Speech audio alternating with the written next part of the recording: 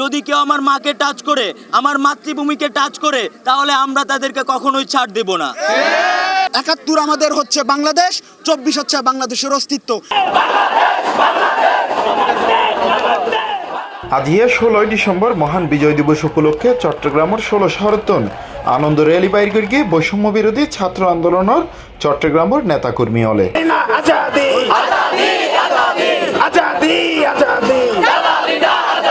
এই র্যালিত সামনের সারিত যোগ দিল জুলাই অভ্যুত্থানত আহত অনেকেই।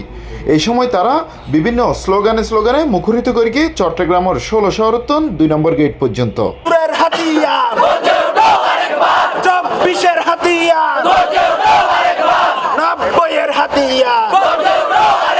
র্যালিত উপস্থিত আছেন বৈষম্য বিরোধী ছাত্র আন্দোলনের কেন্দ্রীয় সমন্বয়ক রাসেল আহমেদ। ভারতের আধিপত্য বাস্তবায়নের যে এজেন্ডা তা হনমতে বাস্তবায়ন করতে নদীবহী উল্লেখ করিয়ে বক্তব্য রাখে। আমাদের এই বাঙালি জাতির সংগ্রাম শুধু ৭১ নয়, ৪৭ নয়, ২৪ নয়, ৯০ নয়, আমাদের এই সংগ্রাম সেই আর্য অনার্যর সময় থেকে এখন পর্যন্ত চলে আসছে।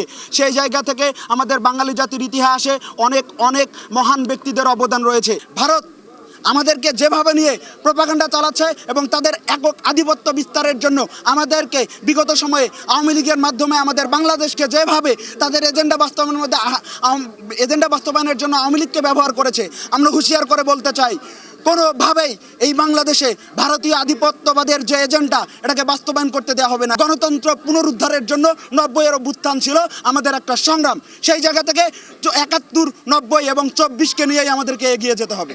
২৪ আর ৭১-এর যারা কনফ্লিক্টত ফেলাইতে চায় তারা দেশদ্রোহী, এরকম উল্লেখ করিয়ে বৈষম্য বিরোধী ছাত্র আন্দোলনের সমন্বয়ক কান্তালাত মাহমুদ রাফি হইয়ে মা এবং মাতৃভূমি একই সূত্রে গাথা। যদি কেউ আমার মাকে টাচ করে, আমার মাতৃভূমিকে টাচ করে, তাহলে আমরা তাদেরকে কখনোই ছাড় দেব না।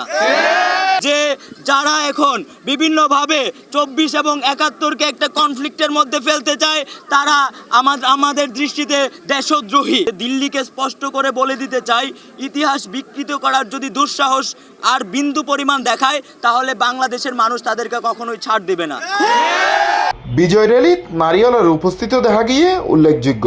এছাড়া বিভিন্ন বিশ্ববিদ্যালয়, কলেজ, মাদ্রাসা সহ বৈষম্য বিরোধী ছাত্র আন্দোলনের বিভিন্ন নেতাকর্মীও উপস্থিত আছেন। Hossain Abbas, C+ TV, Chittagong.